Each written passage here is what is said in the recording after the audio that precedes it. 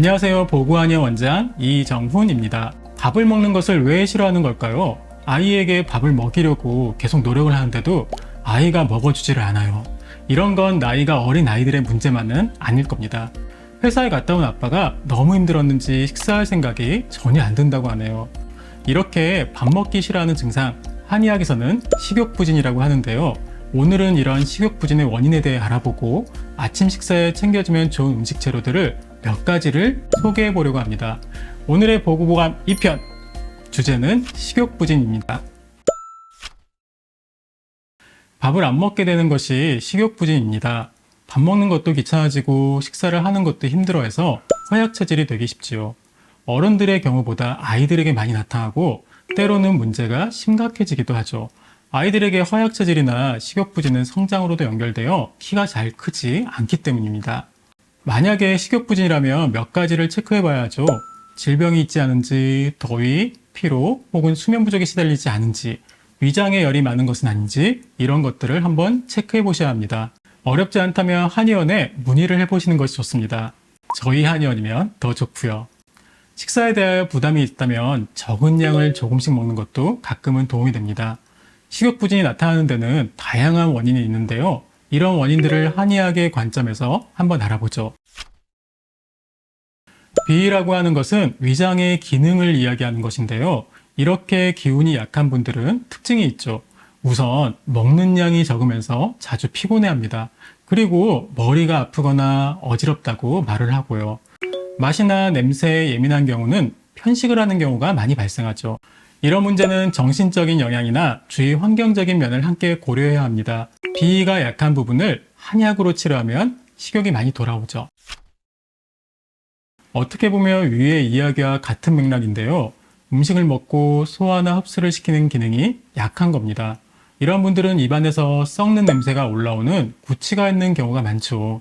변비나 설사가 잦고 자주 복통을 호소하고 다리가 아픈 증상이 있으면서 음식을 먹는 것을 싫어한다면 이것은 장이 약한 것입니다. 장 운동을 강화해줘야 식욕이 돌아오죠. 밥을 잘 먹었는데 어느 순간부터 갑자기 안 먹는 경우도 있습니다. 이러한 경우는 위와 장의 기혈증을 해소시켜야 할 필요가 있어요. 또한 소화 흡수가 잘 안 되면 구취가 심하게 나타날 수 있습니다. 식욕도 없고요. 이러한 경우 위장을 보호하는 치료한약이 마찬가지로 도움이 될 수 있죠. 이건 아이들의 식욕부진에 해당이 되는데요. 잘 씹지 않거나 물고만 있고 삼키지 않는 습관을 연화장애라고 합니다. 연화장애를 갖고 있는 아이들은 사실 많아요. 인후부의 근육 발달이 덜 되어서 생기는 것인데 이런 문제가 있으면 비위가 약해 식사를 안 하게 되고 배에 가스가 많이 차거나 스트레스 등의 문제가 항상 일어나게 되죠. 이런 경우 습관을 고쳐줘야 합니다. 부모님들이 관심을 가지고 개선시켜야 하죠. 나중에 나이가 들어서도 식욕이 없는 것은 어릴 때의 습관이 이어져 온 걸 수도 있습니다. 소결이 많다는 이야기는 위장에 열이 많다는 이야기죠. 항상 땀이 많이 나고 성격도 급하고 구내염이 잘 생기고요. 때로는 자고 일어나면 입에서 냄새도 잘 나며 편도가 잘 붓는 경향도 있어요. 또한 음식물을 잘 삼키지 못해서 오랫동안 입에 물고 있는 경우도 있고요. 식사 시간이 길어져 과식을 하는 경향이 많아지죠. 열이 위로 올라가는 경향이 있어 열이 위장에 머무는 반면 몸의 상, 중, 하초에 하초 부분의 장이나 신장 기능이 약해지기 때문에 생기는 것입니다. 이런 경우는 치료한약으로 위로 올라가는 열을 내려주고 하초를 강하게 해주어야 하는 것입니다. 식욕부진이라면 우선 습관을 고치는 것이 좋죠. 우선 스트레스로 인하여 위에 열이 오를 때에는 식사를 하지 않는 것이 좋습니다.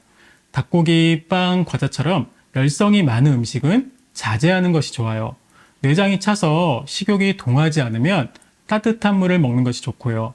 물은 하루 8잔 이상 먹는 것이 위장에 좋습니다. 설탕이 많은 과자, 초콜릿, 패스트푸드는 되도록이면 줄이세요.